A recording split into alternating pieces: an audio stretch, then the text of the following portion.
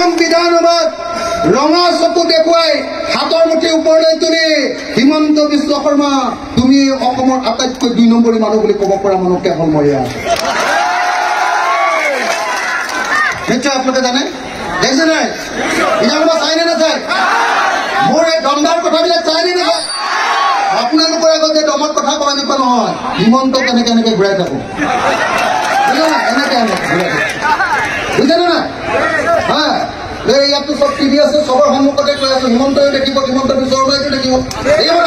হিমন্ত কেনেকে এনেকে ঘূৰাই থাকো বুজিছে নাই বুজিছে আৰু বেছি কথা নকওঁ বসুন্ধৰা আঁচনিত আপোনালোকৰ কাকো মাটি দিয়া নাই দিছে নেকি দিলীপুৰক লাগিব বুলি কাকো মাটি পট্টা দিয়া নাই দিছে নেকি নাই দিয়া হিমন্ত বিশ্ব শৰ্মাক ব্ৰহ্মপুত্ৰলৈ দলিয়াই যিদিনা পেলাম যিদিনা পেলাম 2026 চনত চাচা আৰু মামা চাচাৰ কোনোবা বন্ধু আছে নেকি আকৌ চাচা মই আকৌ চাচাকো দেখিব নোৱাৰো দেই হিমন্ত বিশ্ব শৰ্মাৰ সমানে মই বেয়া পাওঁ আকৌ চাচা জানে নাই এজন হল হিন্দু সম্প্ৰদায় আৰু আনজন হল মুছলমান সম্প্ৰদায় যেতিয়া মামাৰ অৱস্থা বেয়া হয় চাচাই নামনি অসমত কৈ দিয়ে এইবাৰ লুঙি টুপিৰ চৰকাৰ হ'ব কৈ দিয়ে নাই লগে লগে উজনি অসমৰ অসমীয়া বাকী মানুহবিলাকে ভাবে মুছলমানে দিশটো দখল কৰিলে হয় নাই এই আমি চবে লগ লাগি বিজেপিকে ভোট মাৰিব হয় নহয় এইটোৱে হ'ল চাচা আৰু মামাৰ অংশ যদি এইটো নাইকিয়া কৰিব লাগে এই দুইজনকে ব্ৰহ্মপুত্ৰলৈ কাম কৰিব অসম বিধানসভাত ৰঙা চকু দেখুৱাই হাতৰ মুঠি ওপৰলৈ তুলি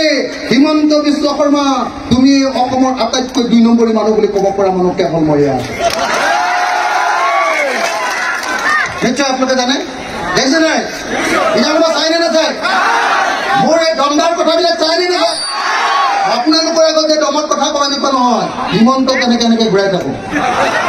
এনেকে ঘূৰাই থাকো বুজিছে নে নাই ইয়াতো চব টিভি আছে চবৰ সন্মুখতে কৈ আছো হিমন্তই দেখিব হিমন্ত বিশ্ব শৰ্মাইও দেখিব হিমন্ত কেনেকে এনেকে ঘূৰাই থাকো বুজিছে নাই বুজিছে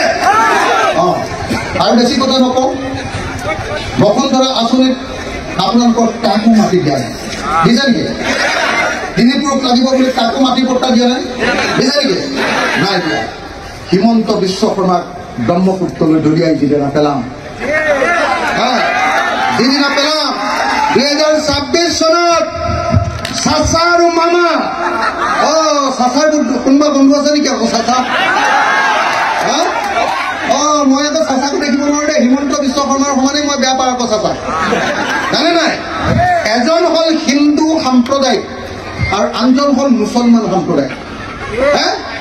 যেতিয়া মামাৰ অৱস্থা বেয়া হয় চাচাই নামনি অসমত কৈ দিয়ে এইবাৰ লুঙি টুপিৰ চৰকাৰ হ'ব কৈ দিয়ে নাই লগে লগে উজনি অসমৰ অসমীয়া বাকী মানুহবিলাকে ভাবে মুছলমানে দিশটো দখল কৰিলে হয় নাই